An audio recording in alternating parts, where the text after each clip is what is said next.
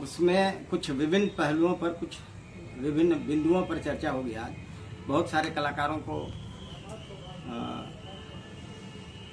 समस्या बता रहे थे कि हमारे पास ऐसी ऐसी समस्या है, तो इसकी चर्चा हम करना चाहते हैं।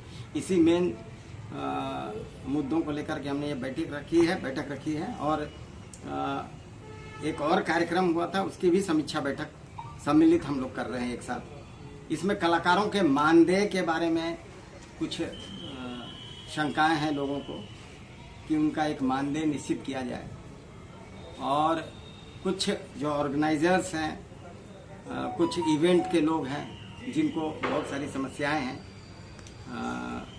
तो इन सब बिंदुओं पर हम चर्चा करेंगे और सबकी सहमति लेगी, और कोई एक रास्ता लेते हुए सबकी सहमति, कोई रास्ता निकालेंगे जिससे इन समस्याओं का निदान हो सके।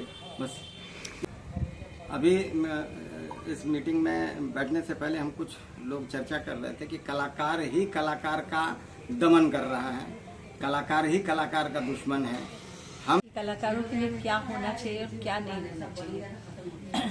सबसे बड़ी बात, कलाकारों का जो मानदेय है वो एक उसको तय कर देना चाहिए कि कम से कम इतनी जो उनके काम का पारिश्रमिक इतना मिलना ही चाहिए। उसमें कहीं कोई विरोधाभास नहीं हो, कहीं उसमें जो एक हम कहते कि तोल मोल जो होता है, बार्गेनिंग, वैसा कुछ नहीं होना चाहिए। क्योंकि कलाकार, बहुत सारे ऐसे भी कलाकार हैं जिनके लिए ब्रेड एंड बटर है ये उनका काम, उससे उनका घर चलता है।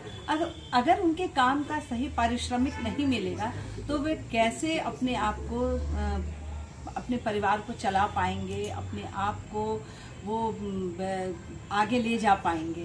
तो ये बहुत बड़ी समस्या है। दूसरी बात क्या होती है कि जिला प्रशासन भी अगर इसमें कुछ सहयोग करे, जैसे कि कुछ कार्यक्रम ऐसे होते हैं जिसमें हमेशा बाहर से कलाकार आते हैं। ऐसा नहीं कि हमारे यहाँ कलाकारों की कमी है, बहुत बेहतरीन कलाकार हैं हमारे यहाँ, लेकिन क्या होता है कि जहाँ प्रशासन की बात आती है वो बाहर से कलाकारों को बुलाते हैं, उन्हें बहुत अच्छा पैसा मिलता है, पारिश्रमिक मिलता है, लेकिन हमारे यहाँ के कलाकार उपेक्षित हो जाते हैं।